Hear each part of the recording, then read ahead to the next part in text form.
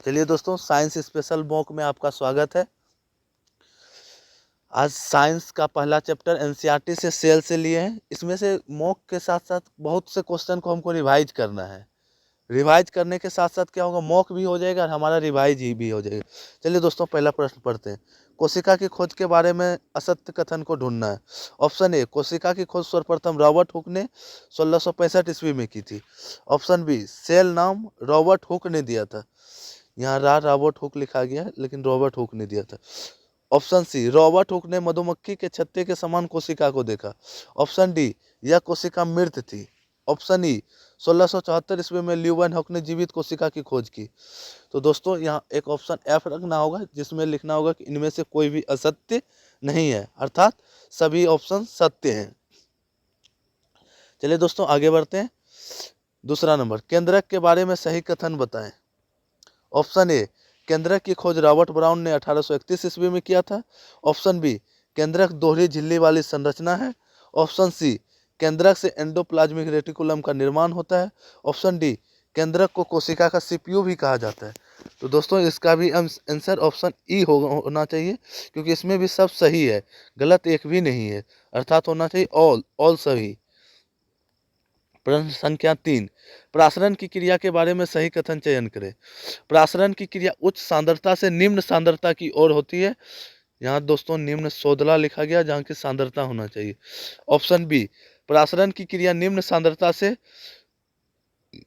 आपके जगह उच्च होना चाहिए, उच्च सांद्रता की ओर होती है। इसका आंसर होगा ऑप्शन ए, प्रासरण की क्रिया उच्च सांद्रता से निम्न सांद्रता की ओर होती है। प्रश्न संख्या 4, रसधानी किसमें बड़ी होती है।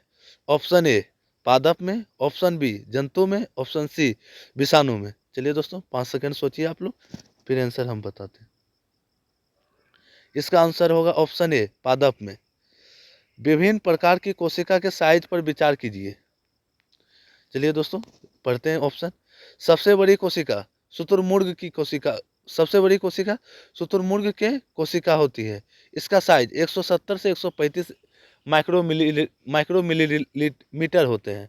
ये दोस्तों प्रश्न कि सबसे बड़ी शुतुरमुर्ग की कोशिका के साइज के बारे में पिछले साल ग्रुप डी में पूछा गया था, साइज ही पूछा गया था, इसलिए साइज को यहाँ दर्शाया गया है। ऑप्शन बी, सबसे छोटी कोशिका जीवाणु कोशिका होता है, 1 माइक्रोमीटर से 100 नैनो माइक्रोमीटर के। ऑप्शन सी, मानव की सबसे बड़ी कोशिका अंडाणु कोशिका होती है। ऑप्शन डी, मानव में सबसे छोटी कोशिका शुक्राणु कोशिका होती है। चलिए दोस्तों, इसमें एक ऑप्शन और बढ़ा लेते हैं। ऑप्शन ई, मानव में सबसे लंबी कोशिका तंत्रिका तंत्र की कोशिका होती है। तो इसमें अगर ई भी डाल देते तो इसका सभी सही हो जाता है, A B C D E सभी सही हो जाता है। कुछ कोशिका आकार, चलिए दोस्तों इसको थोड़ा सा छोटा करने की कोशिश कर रहे हैं।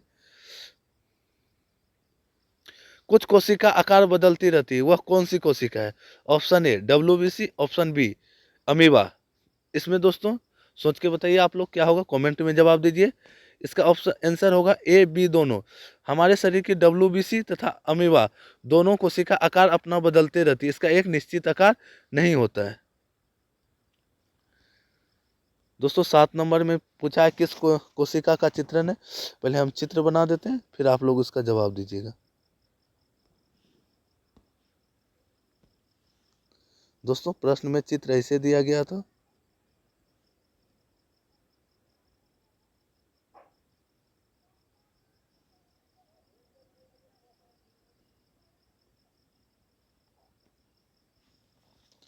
चलिए दोस्तों, देखते हैं कितने जो लोग के जवाब आते हैं इस प्रश्न का। किस क्वेश्चन, सॉरी दोस्तों, क्वेश्चन मिट गया, चित्र मिट गया, फिर से हम चित्र बनाने की कोशिश करते हैं।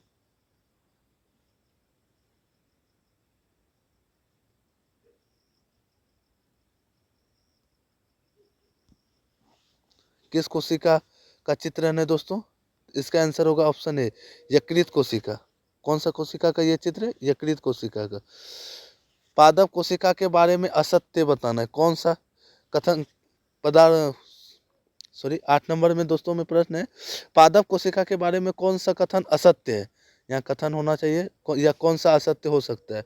ऑप्शन ए, पादप में गोल्जी बॉडी को डेक्टियोसोम के नाम से जाना जाता है, ये बिल्कुल सही है। सेंट्रियोसोम पादप कोशिका में पाया जाता है? नहीं दोस्तों, सेंट्रियोसोम पादप कोशिका में नहीं पाया जाता है।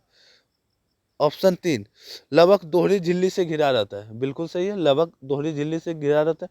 लवक जिस कोशिका पे रहता है उसका देखते हैं कमेंट करके कितने लोग जवाब देते हैं। फर्स्ट जवाब आएगा उसका हम रिप्लाई देंगे, या अगला प्रश्न अगला वीडियो में हम इसका जवाब देंगे कि लवक किसके ऊपर रहता है। ऑप्शन प्रश्न संख्या 9, 80S प्रोटीन के 2 भाग होते हैं।